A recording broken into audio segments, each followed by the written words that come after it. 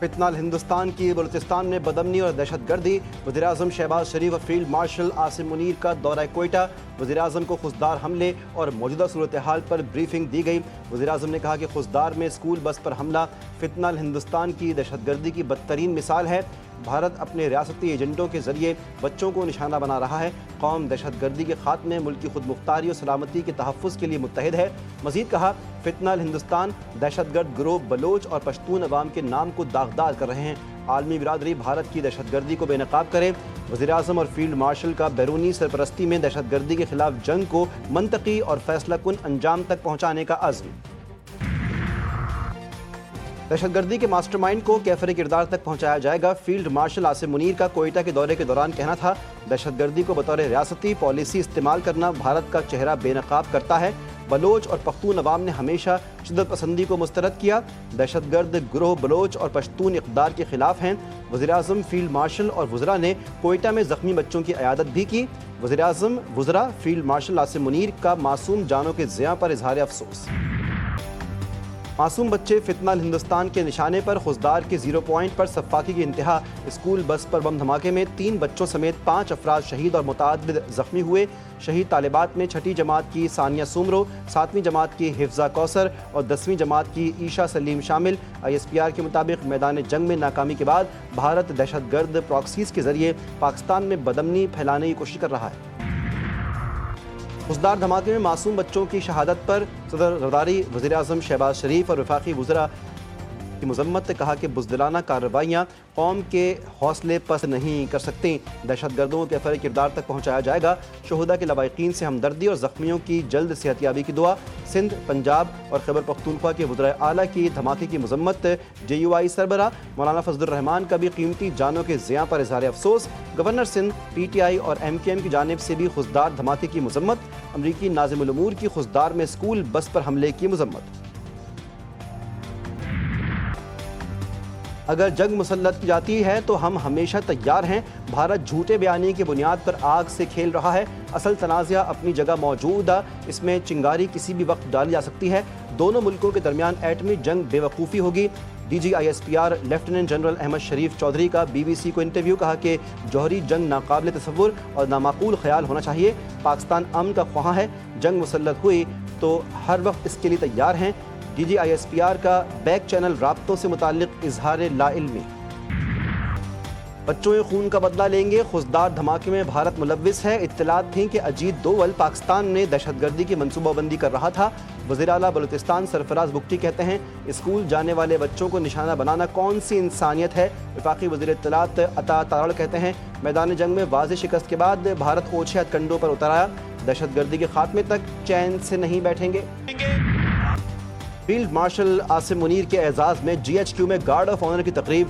Field marshal Asim Munir کی یادگار شہداء پر حاضری، پھول چڑھائے اور فاتحہ خوانی بھی کی۔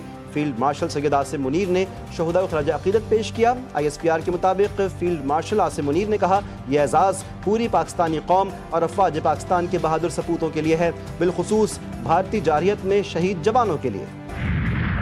بھارت کے عوام سے اپیل کر رہے ہیں کہ آپ کے حق میں نہیں ہے کہ یہ جو آپ کہہ رہے ہیں نیا نارمل ہے کہ یہ جاری رہے۔ ہمارے پاکستان کے عوام یہ چاہتے ہیں، اور میں سمجھتا ہوں کہ بھارت کا اکثریت کا عوام یہی چاہتے ہیں کہ ہمارے دونوں ممالک کے درمیان امن قائم ہو، اور وہ ممکن نہیں جب تک ہم کشمیر کا ایشو، دہشت گردی کا ایشو اور یہ پانی کا ایشو جو انہوں نے چھیڑا ہے، اس کا حل نکالے۔ اس وقت پاکستان اس پوزیشن پہ ہے کہ ہم کہہ رہے ہیں کہ ہم امن چاہتے ہیں، ہم ڈائیلاگ چاہتے ہیں، اور بھارت تھوڑا سا اس پوزیشن سے پیچھے ہٹ رہے ہیں۔ پاکستان بھارت اور جنوبی ایشیا کے روشن مستقبل کے لیے خطے سے دہشت گردی کا خاتمہ چاہتا ہے۔ پہلگام حملے کی تحقیقات کی پیشکش اب بھی برقرار ہے۔ چیئرمین پیپلز پارٹی بلاول بھٹو کہتے ہیں کہ پاکستان کے خلاف بھارت کا موقف انتہائی کمزور ہے۔ پاکستان دہشت گردی سب سے زیادہ متاثر ملک ہے، اس کی دہشت گردی کے خلاف کوششوں کو عالمی سطح پر تسلیم کیا جانا چاہیے۔ ہم چاہتے ہیں کہ تمام ممالک مل کر دنیا سے دہشت گردی کے خاتمے کے لیے اپنا کردار ادا کریں۔ تعالیٰ نے جو پاکستان کی دنیا میں عزت تھی، جو پاکستان کا پرسیپشن تھا، اللہ تعالیٰ نے اس کو پاکستان کے حق میں بدل دیا، دنیا کو مسخر کر دیا پاکستان کے۔ اللہ تعالیٰ نے ایک رات میں پاکستان کی عزت بڑھا دی. دنیا سمجھ رہی تھی کہ چند منٹ کی لڑائی میں پاکستان کو شرمندگی ہوگی. بھارت کے خلاف تاریخی فتح پر سب کو مبارکباد دیتی ہوں.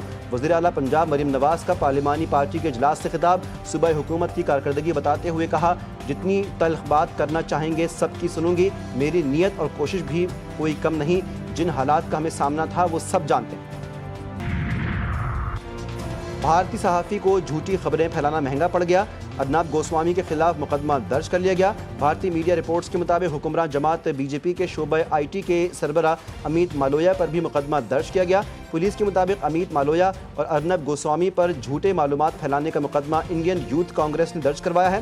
مدعی کے مطابق دونوں نے دانستہ طور پر جھوٹی معلومات پھیلانے کی مجرمانہ منصوبہ بندی کی.